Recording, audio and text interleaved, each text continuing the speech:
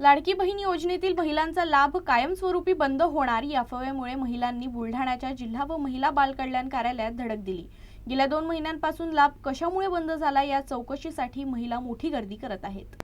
मुख्यमंत्री लाडकी बहीण योजनेतील लाभ कायमस्वरूपी बंद होणार या अफवेमुळे बुलढाणा जिल्ह्यात महिलांमध्ये मोठी खळबळ उडाली।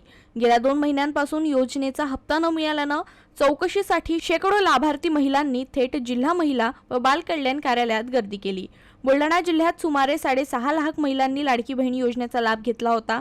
मात्र ई-केवायसी प्रक्रियेत त्रुटी आढळल्यामुळे जवळपास 30,000 लाडक्या बहिणींचा लाभ सध्या थांबवण्यात आला आहे। ई-केवायसी मध्ये चुकीची माहिती, अपूर्ण कागदपत्रे किंवा तांत्रिक अडचणी हीच लाभ थांबवण्यामागील प्रमुख कारणे असल्याची माहिती प्रशासनाकडून देण्यात येत आहे। लाभ बंद झाल्यामुळे आर्थिक अडचणी निर्माण झाल्याचं महिलांचं म्हणणं असून ई-केवायसीतील त्रुटी दुरुस्त करण्यासाठी पुन्हा एक संधी द्यावी अशी ठाम मागणी लाभार्थी महिलांकडून करण्यात येत आहे। ज्या महिलांनी केवायसी केलेल्या होत्या आणि ज्यांनी नाही केल्या त्यांचेही पडले आणि ज्यांनी केले त्याचे थांबलेले। तर आमची एवढीच रिक्वेस्ट आहे की सर, आमचे जे लाडके भाऊ आहेत आमची एवढीच रिक्वेस्ट आहे की आम्हाला एक संधी द्यावी आणि केवायसीचा जो प्रॉब्लेम आहे तो सॉल्व्ह करावा, म्हणजे आम्हाला सगळ्याला लाभ घेता येईल।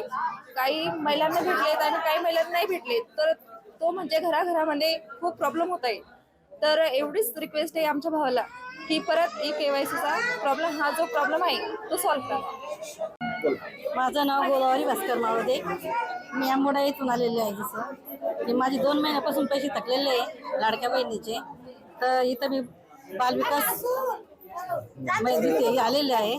केवायसी पैसे का नाही आले, का नाही, जसं तर चौकशी केली ते म्हणणे की ही केवायसी करून घ्या, म्हणजे जसं हा चुकलेली आहे। म्हणजे काय विनंती असणार आहे सरकारला? सरकारला आहे की जबाल एकदा समजा त्यांनी हे करावे, जसं की केवायसी चालू करण्यात यावी असं।